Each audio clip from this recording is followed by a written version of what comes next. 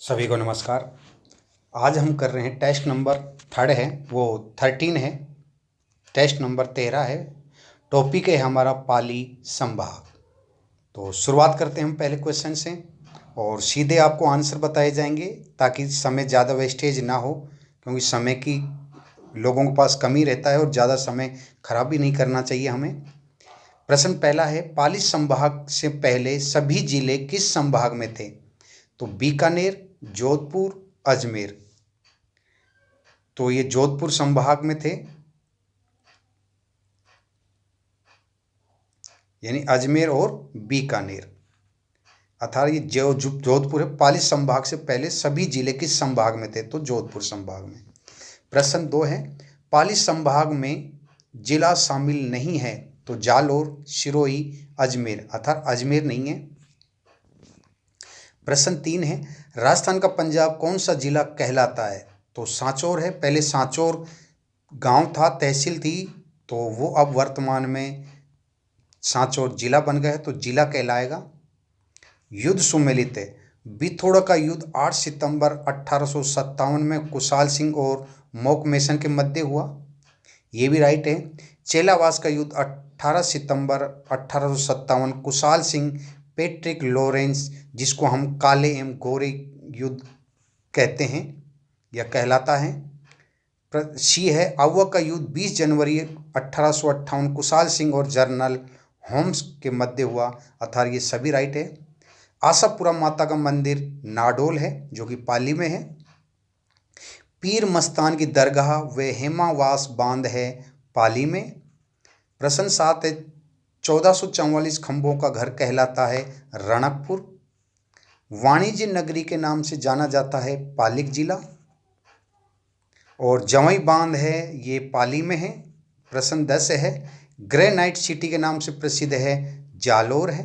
प्रश्न 11 है, डोरा पर्वत व माँ की जन्मभूमि पाली में है, जो कि भीनमाल जालोर में माँ का जन्म हुआ था।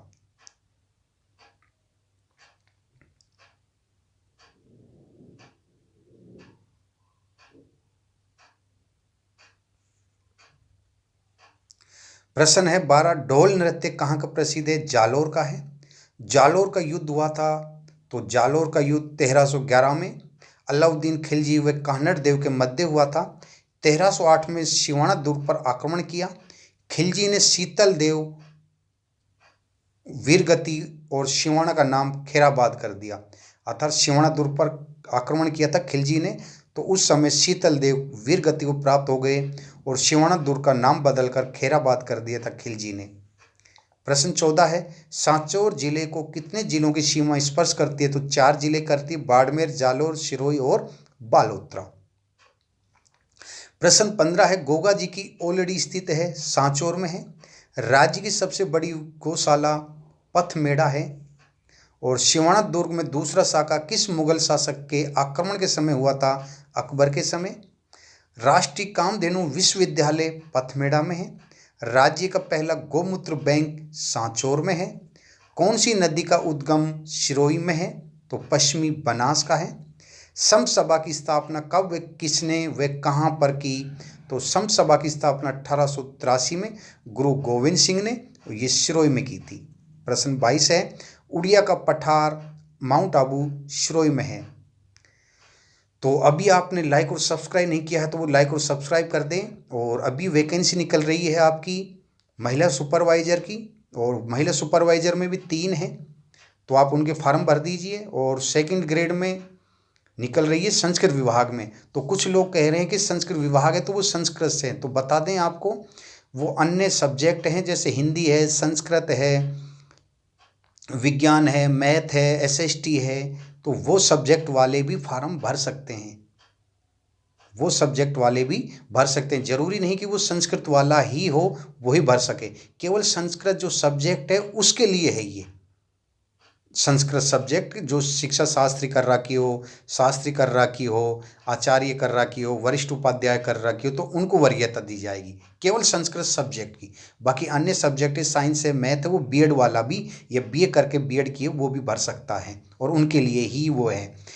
लेकिन जो संस्कृत वाला है वो भर सकता है केवल अपनी खुद की तैयारी के लिए। पहले उनको लिया जाएगा, शिक्षा शास्त्री है, वरिष्ठ उपाध्याय हैं, शास्त्री हैं, उनको लिया जाएगा। फिर अगर पोस्ट खाली बचती है तो जर्नल वालों को लिया जाएगा।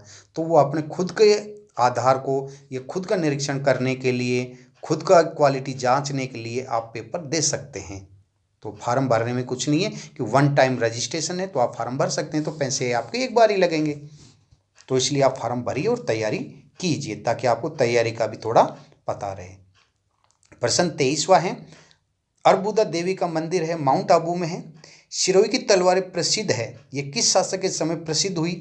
तो मानसिंह देवड़ा के समय हुई थी। सिरोही प्रजामंडल की स्थापना कब व किसने की? तो सिरोही प्रजामंडल की स्थापना 1939 गोकुल भाई भट्ट ने की थी। तो ये 25 क्वेश्चन हो गए। अब 25 में से आपके कितने राइट हैं आप ग्रुप में भेजें और लाइक और सब्सक्राइब करें, और ज़्यादा से ज़्यादा आप लोगों को भी ऐड कर सकते हैं। आपकी कोई फ्रेंड सर्किल हो या रिश्तेदार हो, तो वो भी जो तैयारी कर रही हो, तो आप उनको अपने ग्रुप में जोड़ सकते हैं। तो सभी को धन्यवाद।